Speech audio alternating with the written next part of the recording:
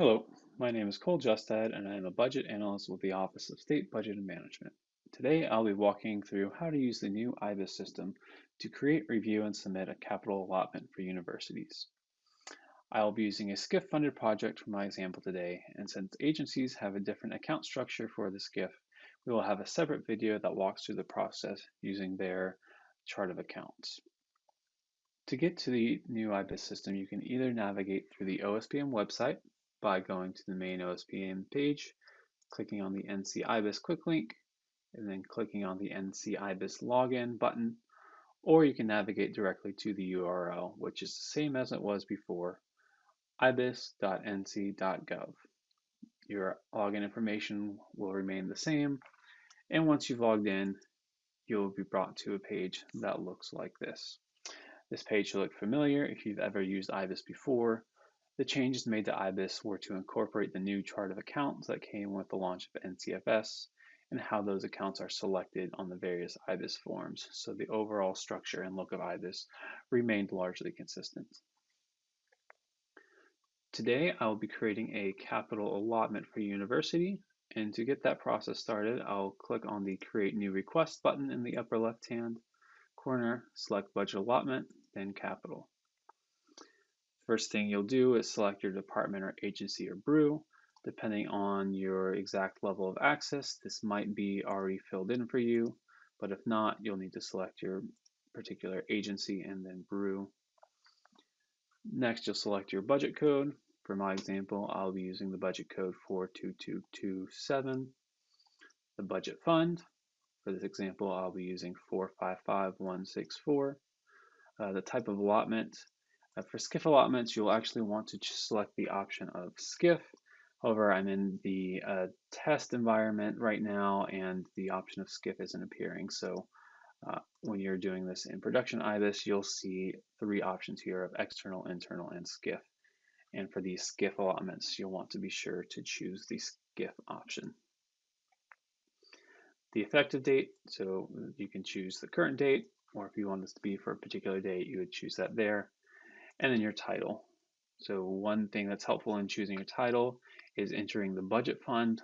That can allow us to find past allotments for projects more quickly if you have several projects in a particular budget code.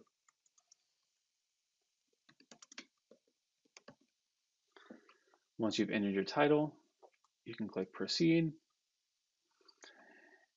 And here you'll enter the basic information for that allotment. You can change the effective date and title if those need to be updated, and then the justification. So this justification on allotments, you can put as much information as you have there. It can be as simple as allotting to pay for invoices for the particular project. If you have a larger SCIF project, you will want to use either this SCIF quarterly allotment form or follow our SCIF job aid on those medium-sized SCIF projects, which you can find on the OSBM website. But for this project, since it's a small SCIF project, I don't need to use those forms.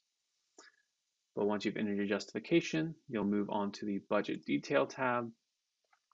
And here's where you'll see the differences in IBIS between the previous version of IBIS and the new version that incorporates those NCFS changes.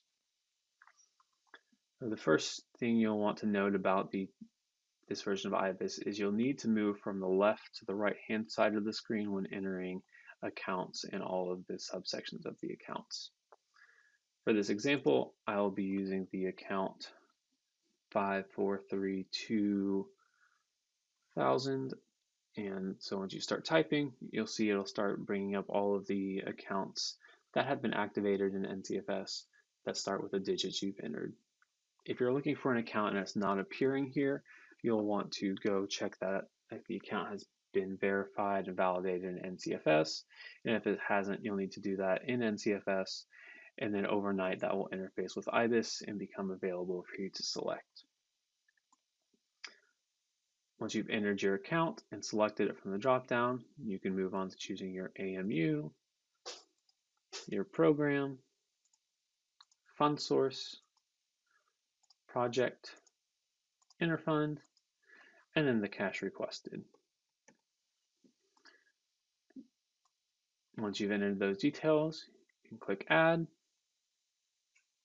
It will populate to the requirement section, and then you can either add more requirements or you can move on to the receipts. Since this is a SCIF funded project, I'll be using the SCIF receipt account for the fiscal year 2023, which is the year this project has SCIF funds allocated from. So I'll start typing in 42. You'll see here is the option for the FY23 SCIF account 42S00023. I'll select that for my account. Select the drop down of all zeros for the AMU, all zeros for the program. And for funding source, I will need to select the FY 2023 funding source, which is 2023. If you have any questions about what account and funding source combinations you need to use for different years of the SCIF, you can find that information on the OSBM website under the Capital Job Aid section. I'll select the default of all zeros for both the project and interfund, enter my cash requested, click Add. I'll verify that my requirements and receipts match so that there is a net zero appropriation. If I have attachments, I will add them on the Attachments tab. For example, you might have a particular invoice that you want to attach here, or any other documentation like that SCIF quarterly allotment form if you're working with a large project and want a quarterly allotment for those SCIF projects. Once you complete that information, you can validate your allotment.